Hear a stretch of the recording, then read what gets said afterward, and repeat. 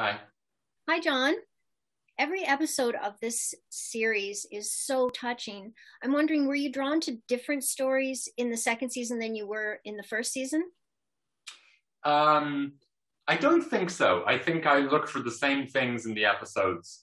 Um, Obviously, I'm a year or two older than I was with the pandemic sort of slowing us down slightly.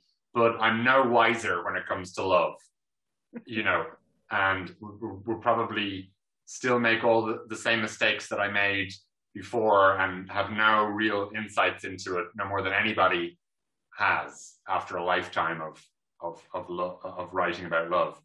So I'm looking for the same things, the same kind of cues and the same ideas in the essays that I read, which are that I feel personally connected with something in the story, and I feel like there's four, maybe five paragraphs or lines in it that I feel like I can direct well as a director. And that's all I've ever been looking for, and it's all I'll kind of continue to look for.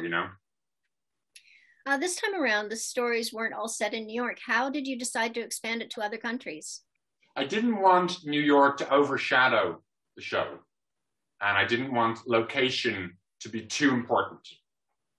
And I didn't want to, New York is a great city, but it's so often portrayed as a kind of an aspirational place that you go to fulfill your dreams.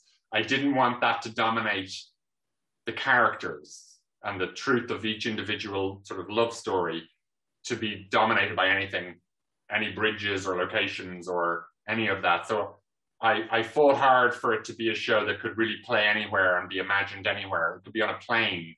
You could have an episode on a ship. You could have an episode on the top of a mountain with two mountain climbers who end up getting trapped. Actually, it's not a bad idea. On the side of a mountain. It doesn't matter what the city is. And I felt like if we made season 2 just exclusively in New York, then you were really confirming that that's what you were about.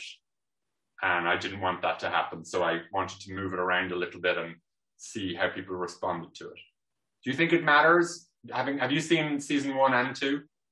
Just season 2. I really love that it was, in different places like Ireland, mainly Yeah. because I just love accents so much. I Yeah. just love when it's set in different places. Okay, that's good to know. What kind of feedback did you get from the writers of the original columns on season 1? I don't really seek it out too much because I think it affects my objectivity for the pieces. I love that they come from a source, but I'm done then. It's like, never meet your heroes, that expression. It applies to this, like, I like that I don't know you, but I know this bit about you. And when you get to know, I'm wary of them becoming like biographical homages to living people. So I think that the process of taking the column and turning that into my worldview is a necessary step to take. And it's important to have my blinkers on and remain true to not knowing who the people really were. You directed and wrote the episode about the car. What was it about that one that touched you personally? Death. People having died that are dear to me in life. Yes. Yeah. That was the thing, that was the thing that I spoke to me was that grief is that you're getting over grief is a totally individual thing with no rules and no formulas, and it's personal. And that story exemplified that for me.